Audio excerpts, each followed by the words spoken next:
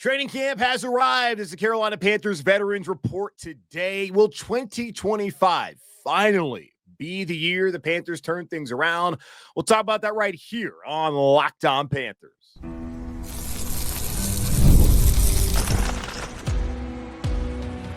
You are Locked On Panthers, your daily Carolina Panthers podcast.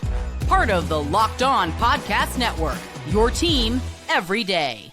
Welcome into another edition of the Locked On Panthers podcast, a part of the Locked On Podcast Network. I'm your host, as always, Julian, talking Carolina Panthers with you every Monday, Tuesday, Wednesday, Thursday, and yes, of course, Friday. Your team every day. That's our motto here on the Locked On Podcast Network. Thanks for watching the show right here on YouTube and listening wherever you listen to your favorite podcast. Be sure to follow me, Julian over on Twitter and Blue Sky at Julian as I will have boots on the ground tomorrow for day one of training camp. Also going to be out there on Thursday and pretty much as many days as possible going to be out there. And unfortunately, fans can't be there. So if you want to get up to the minute things going on training camp, go ahead and follow me over on Twitter and Blue Sky Julian And always feel free to hit me up in my DMs on Twitter and just at me over on Blue Sky. Today's episode of Locked On Panthers is brought to you by FanDuel. Right now, new customers get $150 in bonus bets when your first $5 bet wins. We are here on this Tuesday as Carolina Panthers veterans are reporting to training camp today. You're going to hear from Dan Morgan, I believe Dave Canales, and get some updates on where things are headed as training camp begins tomorrow morning, Wednesday at 10 a.m. in Uptown Charlotte. And to talk about where the roster stands, some of the moves Panthers may need to make, and some of the top camp battles, going to bring in my good friend Mike Kaye from the Charlotte Observer and discuss all that we have to look forward to over the next couple of weeks here as training camp is here and preseason is going to be beginning. And then we're going to be right around the corner to being down in Jacksonville for week one. So here's Mike Kaye from the Charlotte Observer right here on the Locked On Panthers. All right, back here on Locked On Panthers, as promised, Mike Kaye from the Charlotte Observer covering your Carolina Panthers. Follow him over on Twitter or X, whatever you want to call it, at Mike_E_KAYE. And, of course, always subscribe to your local paper as Alex Zeitlow and Scott Fowler are going to have you covered all season long for your Carolina Panthers coverage. Mike, summer's over. How are you feeling? Warm. I mean, like that's how I'm feeling. No, I'm stoked. I like covering football, so let's do that now. Yeah, I agree, because like the offseason, it's a grind because it's a lot of hypotheticals, and of course we're going to talk about those some more today. And once they finally get out there, it's like, all right, they're in shorts and t-shirts. When the pads go on, then it really feels like we've got things going. Preseason's its own kind of animal as well. But I'm right there with you. Like, we're one step closer to talking about actual things that are happening on the field with substance, and that'll be happening starting on Wednesday, tomorrow morning at 10 a.m. as Panthers are out there for day one of training camp. I'm curious. It feels like to me, just having grown up here, I've been around, that the vibes are good, but I'm going to be cautious in at least my feelings towards like what they could do. But are you kind of feeling that maybe things actually are turning around just based off of some of the moves they made last offseason with this regime and some of the big moves that they made this offseason, just kind of generally where this program is headed? Well, I'll tell you, in talking to guys that have been around for 2 to 3 to 4 years in that locker room, they definitely feel like they are on the upswing. There is a general sense of confidence in there, and I think that's warranted. I think this team is upgraded defensively, because how couldn't you be after being a historically bad defense and then going to – I mean, one addition would have made them better, you know what I mean, by right leaps and bounds. And so I think, having Derek Brown back, they view that kind of internally as basically getting a whole new free agent in he was gone all of last year. And then you bring in Turk Wharton, you bring in Bobby Brown, who they are extremely high on. Shaw Smith-Wade is getting a lot of internal praise. Like, he's going to be a guy that you really want to pay attention to this summer. And then J.C. Horn coming off a year like he had last year, he's extremely motivated. I think they feel pretty good about their defense, and by virtue, they feel better about the team. And so I think, listen, what Bryce Young did last year was promising. But it wasn't, you're looking for promise, but you also want proof. And I think proof is going to come if he can kind of keep that up through the rest of this season, get his fifth year option picked up, and then go from there. Yeah, it kind of feels like going into this camp, it's a little bit of the inverse of last year where they hired Dave Canales. They have Bryce Young in his second year. They try to add some more offensive pieces, in particular on the offensive line. That was really where things were hyper-focused a year ago. Then I think going into camp this year with all the defensive additions, like you mentioned, like that's going to be where a lot of people's attention is paid, not to ignore the fact that, yeah, you are right. Bryce looked really good in the second half of the season. You look at PFF and some of the numbers, they had him ranked pretty highly up there, but that is a one sample size of a larger one where he truly has not been in totality a very good quarterback. But hopefully for Carolina and for the fans' sake that he can be what they saw really last time out week 18 in Atlanta. So kind of like, what is your focus on him heading into this training camp? And how you think kind of like their feeling is around him, as I do look at this as kind of like that, not make or break year, but as you mentioned, like fifth year option, and potentially if things go like really well, I mean, contract extension or just a huge contract doled out to him next offseason. So I think there are two promises that need to be made. There needs to be a promise from Dave Canales that he's going to let Bryce be Bryce. And there needs to be a promise from Bryce to Dave that he is going to master the offense. Those are two things that need to happen right now. You know, you've got to let Bryce cook. And I said this last offseason, and they didn't really. And I said this with Frank Reich too. The reason why they selected him is because he was dynamic. And then they took all of his dynamicness away. They didn't let him scramble. They didn't let him throw the ball deep. Or he just was not mastering the offense under either head coach. So in order to avoid both those things, they need to collectively come together and say, listen, Dave's going to have to say, listen, I trust you. You can improvise. You can throw downfield. We've gotten you better weapons. And Bryce needs to, in turn, come back and say, listen, I can get out of the huddle quickly. I can call checks. Like, I can do all of this stuff and not necessarily deter the offense from humming. And I think that that's what needs to happen, both for Dave Canales to grow and for Bryce Young to grow, and in turn, the team to grow. Yeah, and I thought it was very obvious, especially once he came back in there, Bryce Young, that is, that there wasn't still that trust level that you needed to have in your quarterback, and that wasn't doing anybody any favors. And like that's a relationship that needed to be somewhat repaired after a pretty, quick hook. If we're looking at it, was the right decision. Certainly, hindsight's 2020 that things worked out, but still, it's like 2 weeks in, really, and things that hadn't played out the way they wanted it to. So heading this year, I look at, you got the offensive line, which I think probably a strength of your roster at this point in time. And then you look at what they've added at receiver. There's plenty of questions, but certainly more promise than maybe the last couple of seasons, where I think we're kind of in that no excuse mode. Need to see what you have in your quarterback and whether you can move forward the way that an organization would like to move forward. A guy who was the former number 1 overall pick and ended the season the way Bryce ended last year. Let's get in some training camp stuff. So let's take a quick pause, talk about what we got coming up here this week and some things to look at storyline wise over the next couple of weeks here in Charlotte. He's Mike Kaye, Charlotte Observer. I'm Julian, of course, of Locked On Panthers. We'll be back here in just a moment. Guys, you've probably heard of Viagra or Cialis. Maybe you've even tried them, but if you're looking for something beyond the usual pill, it's time to meet Rougiette Ready. Rougiette Ready is a next-gen prescription treatment designed to amplify arousal in the brain and boost blood flow. Unlike the usual pills that can take hours, Rougiette's 3-in-1 formula dissolves under your tongue and kicks in fast, on average in 15 minutes. Effects can last up to 36 hours, so you can stay confident and in control when the moment is right. If traditional options haven't worked, Rougiette might be the answer. Over 150,000 men have already made the switch. Head to Rougiette.com/LockedOnNFL and use code LockedOnNFL to get 15% off today. That's RUGIET.com/LockedOnNFL and use promo code LockedOnNFL for 15% off. Individual results may vary with prescription treatment. Compounded drugs are permitted to be prescribed under federal law, but are not FDA approved and do not undergo FDA safety, effectiveness, or manufacturing review. Please visit the Rougiette website for full safety information. All right, Mike. So Wednesday morning, the guys are out there in shorts and t-shirts, and then sometime next week, training camp really begins once they get the pads on. But obviously, things to monitor and look at. One of the things I always kind of focus on before they even get out there is just who's going to be available. Like Tommy Tremble, there was some, bad because I know you put out from what you got from a Panthers spokesperson that Tommy had surgery and looks like he's going to, miss, it seems like a significant amount of time at training camp, if not the beginning of the season.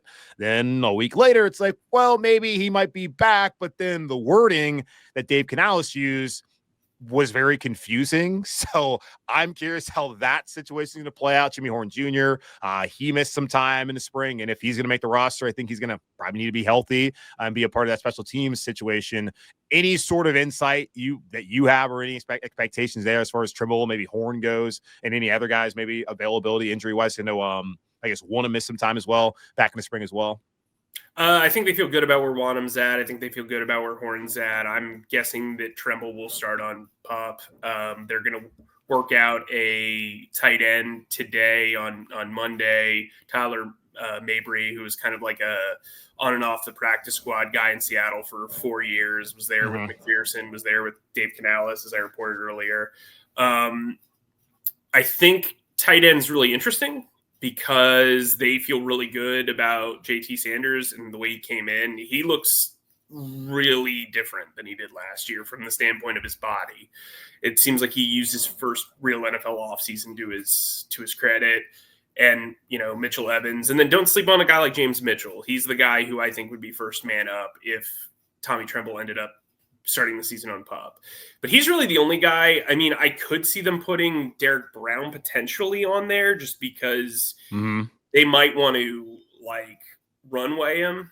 But I wouldn't be concerned about the season for him. But really, other than that, I mean, of the big names, like Bryce Tremaine's a guy who's like 6'25", who we didn't get to see at all during minicamp. He was dealing with something, so he might be a name you might see. Not that anybody knows who he is.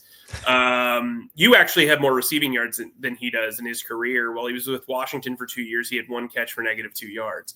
So congratulations to you. Thank you. But, I think they feel pretty good about where their depth is. There might be maybe an outside linebacker who does have injuries. I'm told Claudin Cherilus is feeling fine after his pretty extensive toe surgery last year. So I don't know. I mean, maybe there's a surprise. Maybe there's a guy that's put on NFI who surprises us. Maybe, somebody who suffered an injury while on break, but while training. But to my knowledge, Tremble's really the guy.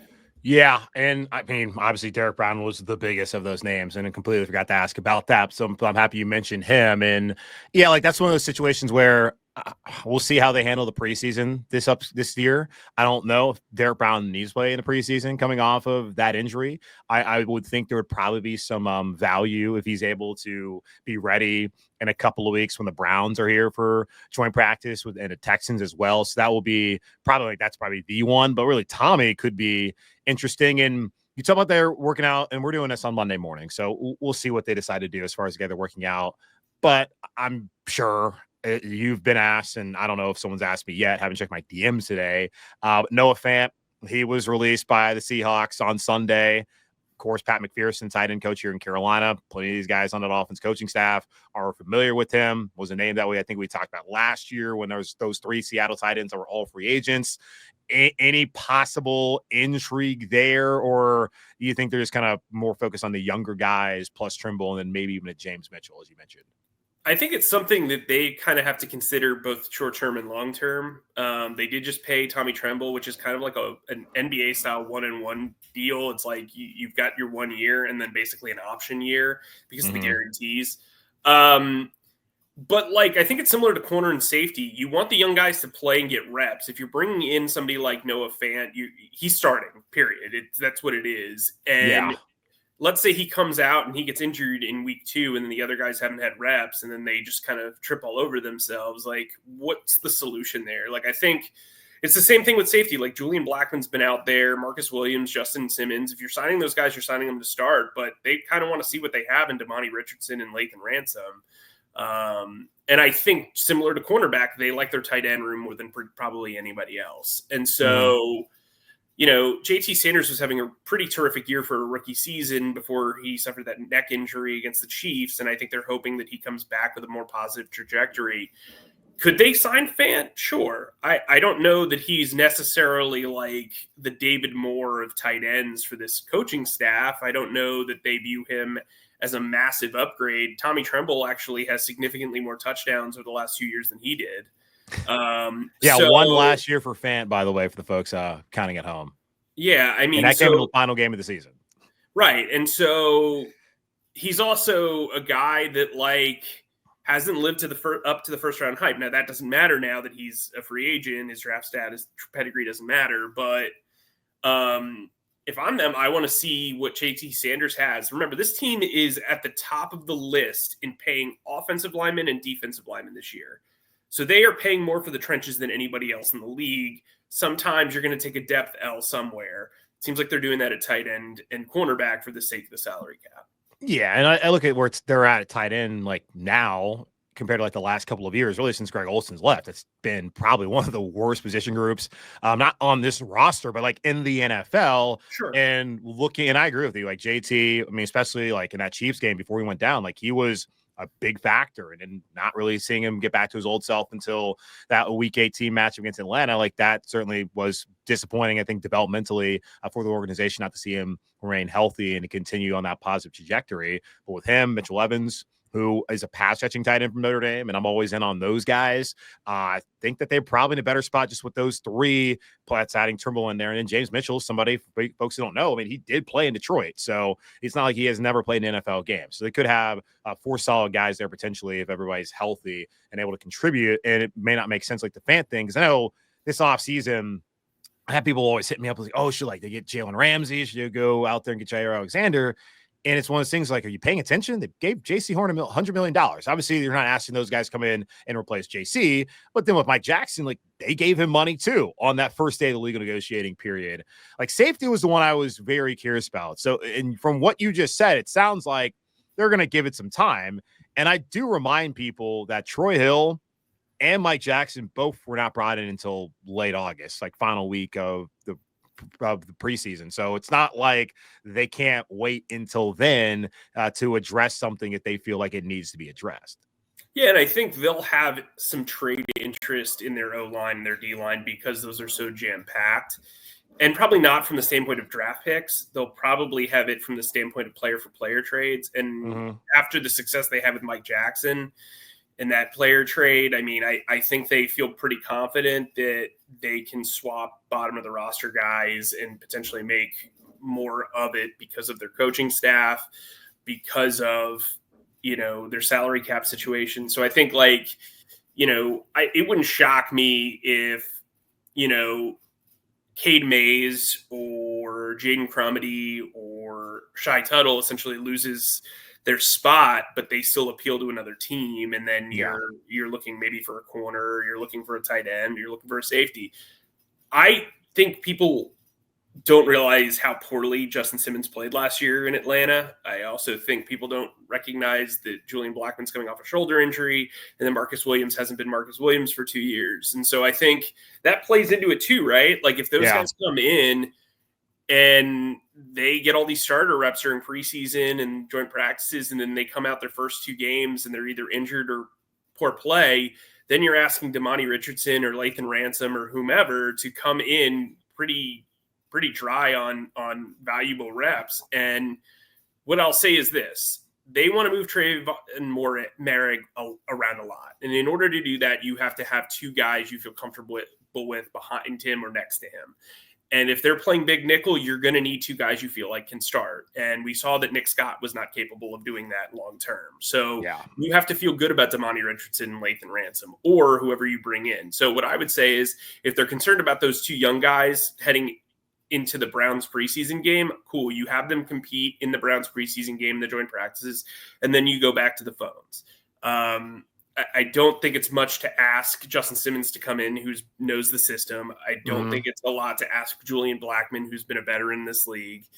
There's only so many ways that you can play defense, and I think they'll be fine if they're kind of brought in later. And here's the thing, like, this is why you have training camp. This is why you have the preseason. Yeah, this is a month and a half really to figure out what you got. And then, roster cutdowns and all that. So we'll see how it plays out. You did bring up some kind of battles there. I want to go over those quickly here in a moment, but let's take one more quick pause here with Mike Kaye and come back and talk about some of the camp battles to look at here over the next couple of weeks. This is an ad by BetterHelp. Workplace stress is at an all-time high. 61% of the global workforce is reporting higher than normal stress levels. This summer is the perfect time to take small steps to focus on your wellness and manage the challenges that come with your workday. Of course, most of us can't just quit our jobs or take endless vacations, but we can start small, whether it's getting outside for a few minutes, adding movement into your day, or talking to someone who can help you navigate life's challenges. That's where BetterHelp comes in. Do you have any boundaries you've been wanting to set? Therapy can help you set healthier boundaries at work so stress doesn't spill over into the rest of your life. As the largest online therapy provider in the world, BetterHelp can provide access to mental health professionals with a diverse variety of expertise. Unwind from work with BetterHelp. Our listeners get 10% off their first month at BetterHelp.com/lockedon. That's BetterHelp, HELP.com/locked-on. Summer sports are in full swing, and whether you're all about baseball under the lights, golf on the green, or high-stakes soccer action, FanDuel is the best way to make every moment even more exciting. You're already following the action. Why not make it a little bit more thrilling? With FanDuel, you can get in on the game while your friends are getting sunburned at the beach. I've been using FanDuel to track my favorite matchups, and the app keeps it fresh with new daily promotions and fun ways to bet. It's easy to use, fast payout, and makes every single regular season game feel like must-watch events. Whether I'm placing a same-game parlay or watching a bet right into the ninth inning, FanDuel makes me feel like I'm part of the action. New to FanDuel, new customers can bet just $5 and get $150 in bonus bets if your first bet wins. Open the FanDuel app today and visit FanDuel.com/lockedon to get started. All right, Mike. So training camp battles, we're always looking at those. For the most part, I always tell people we kind of know who's going to be on the roster. We just may not know exactly where people are going to fall in depth chart wise. Looking offensively, obviously Bryce Young is a quarterback. I'm feeling like Chuba Hubbard is going to still be the top running back. We'll see how things settle in behind him. And then I guess with special teams like Blackshear, that will be interesting to look at. But receiver, they got a lot of options. And I'm very curious, especially at the back end, because obviously Terrell McMillan's going to be on the roster. Adam Thielen's going to be on the roster. Xavier Legette's going to be on the roster. I think Jalen Coker probably going to be safe to be on the roster as well. It's like the other guys like Hunter Renfrow. What are you getting at him? Jimmy Horn. What are you going to be getting out of him? David Moore and all of that. Kind of what's your overall thought there as far as how that potentially plays out? And just also knowing the roster numbers elsewhere are going to have a big impact on it as well. Yeah, I think they stretch out about 8 deep as far as NFL player wide receivers who can play this year and contribute. I think the issue is when you keep more than 5, you need 4 through 7 to be special teams contributors in some form or fashion. Jimmy Horn will be that. He will be a punt returner. Yeah. David Moore can return punts. Hunter Renfrow can return punts. David Moore can actually do a little bit more than that. Dan Chizina is a really good gunner. They love him on special teams. It'll be very interesting to see, if Coker's the 4th guy, how he fits into this mix. And what I would say is, I think as of right now, he is as close to a lock as you can be, but it also would not shock me if they can't move somebody in a trade. If they have interest in Jalen Coker, maybe you do that. To me, it's they're in a I've been wondering all offseason, Mike, because once you take a guy 8th overall, and he's going to be one of your top guys. And then, obviously right. Xavier, who, let's be honest, Jalen outplayed him last year. Now, there's some injury things in there with Xavier, certainly, but politics of the NFL, that's a guy you took in the first round. Right. So he's going to be above the guy you didn't take, and you cap, but then you cut. And then Adam Thielen, I don't think they gave him a pay increase for him to not play a significant role in likely his final year here with the team. So I've been wondering all offseason, where the hell is Jalen Coker fit in all of this? I see a lot of the Coker outplayed Legette, and I think statistically that's accurate.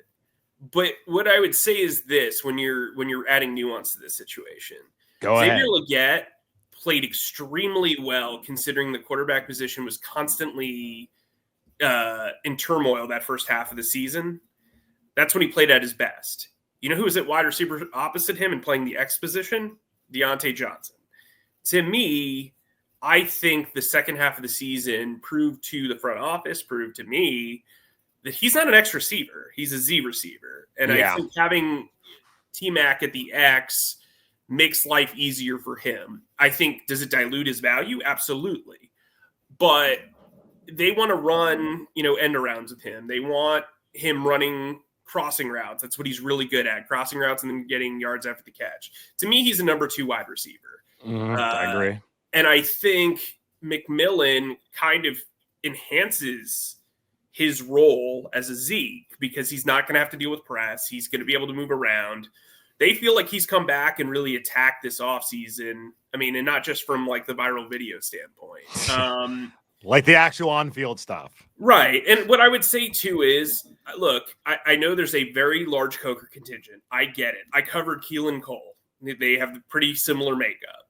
What I would say is Jalen Coker was a guy who went undrafted. Yes, he made their initial roster, but they were fine cutting him and putting him on the practice squad and not getting any interest. Have some perspective. His first touchdown and a good chunk of his yardage came in a Broncos game when it was garbage time. So, I'm not saying pump the brakes on him. I think Jalen Coker is more than proven he's an NFL player. I just think, what's his role? Because I've always viewed him as the heir apparent to Adam Thielen in the slot. But then you just signed Hunter Renfrow and drafted Jimmy Horn. And so, Jimmy Horn's going to play in the slot if he plays on offense. I still think Jalen Coker's ahead of him on the depth chart. Again, I think he's going to make the team. I'm not hating on it. I'm just curious how they view his role. Are they going to make him, a platoon slot guy with Renfrow and Thielen? How much does Coker's potential weigh into Renfrow's future?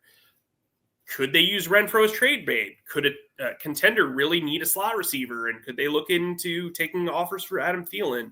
It's just, it's really interesting, the slot position in particular, because you have those 3 guys. And to me, Jalen's had outside success on the outside. He's a slot receiver, in my opinion. That's why you draft X. That's why you position,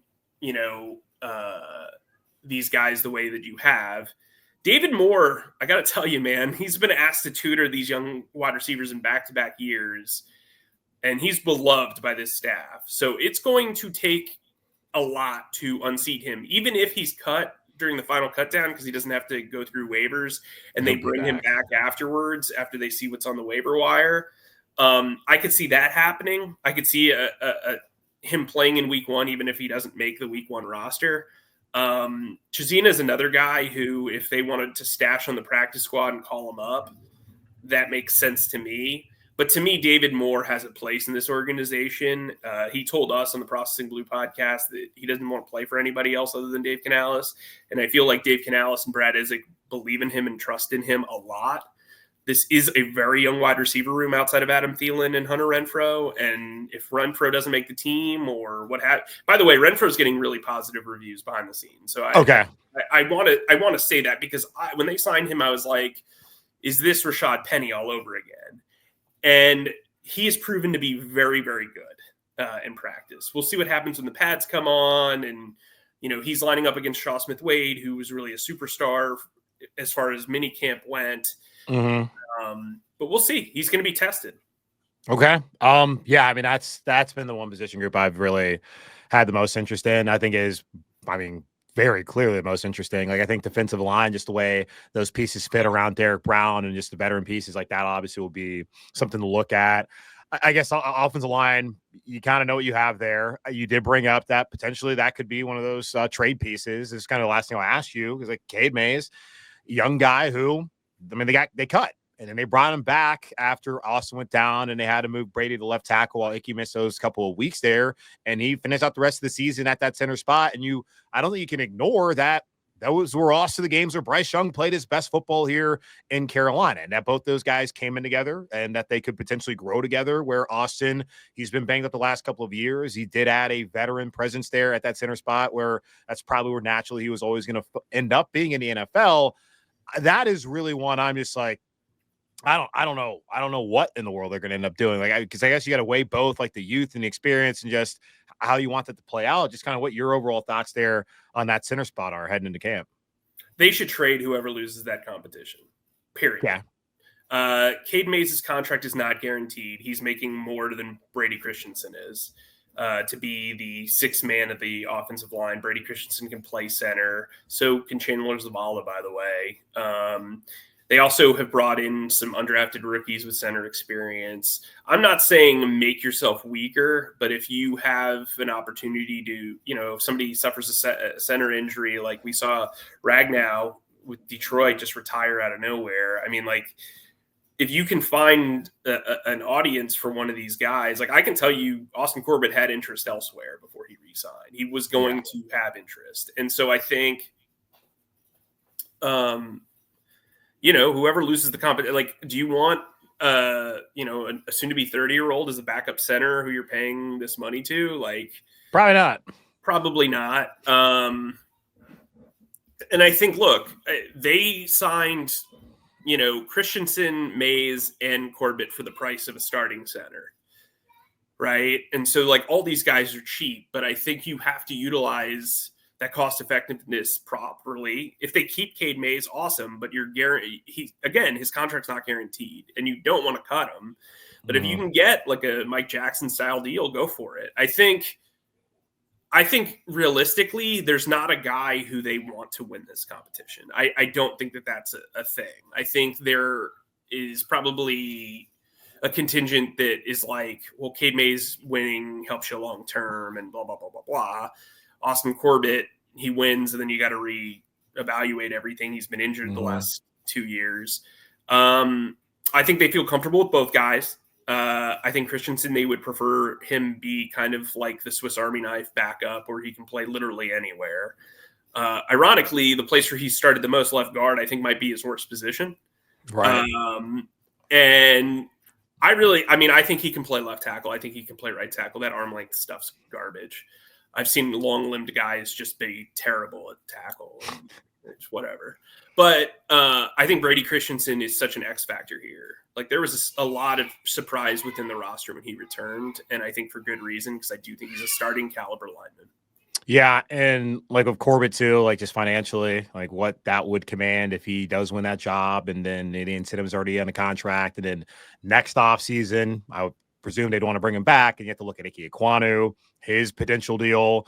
What did they do with Taylor Moton? And what did they do with Brady Christensen? So offensive line, I do think is obviously miles better than it has been in the past. But that will be another area to look at going to camp this week. But Mike Kaye, appreciate you as always. See you out there on Wednesday and throughout the rest of the coming weeks as summer's over for us. It's still going on for everybody else out there. But finally here, almost have real football back again. But follow him again on Twitter, X, whatever, at Mike_E_KAYE.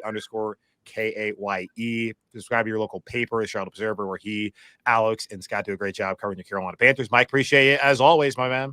Thanks for having me. Thanks again to Mike Kaye from the Charlotte Observer for joining me here on today's show. A ton of storylines heading into this camp. I'm really, as I've told y'all, intrigued about the wide receiver room, what happens on the offensive line, and there was other stuff defensively we didn't really get into, but going to see how it all plays out. Thought it was interesting. He said that they're just going to see what Lathan Ransom, Demai Richardson can do at safety, and then they'll make a decision from there, which is what the point of training camp in the preseason is for here in the NFL. But it's going to wrap up this edition of the Locked On Panthers podcast for our Locked On Podcast Network. Hosted by yours truly, Julian Council. Again, subscribe or follow the show for free over on YouTube or wherever you listen to your favorite podcast. Be sure to follow me, Julian Council, over on Twitter and Blue Sky at Julian Council for all your training camp coverage and all the mailbag stuff going on later on in the season. In the meantime, be safe, be happy, be whole as always. Keep pounding, and I'll talk to y'all tomorrow on Wednesday, as will be day one of training camp. Talk more about some competitions, and we'll get to hear from what Dan Morgan had to say with the roster and how it stands heading into camp this year here in Charlotte.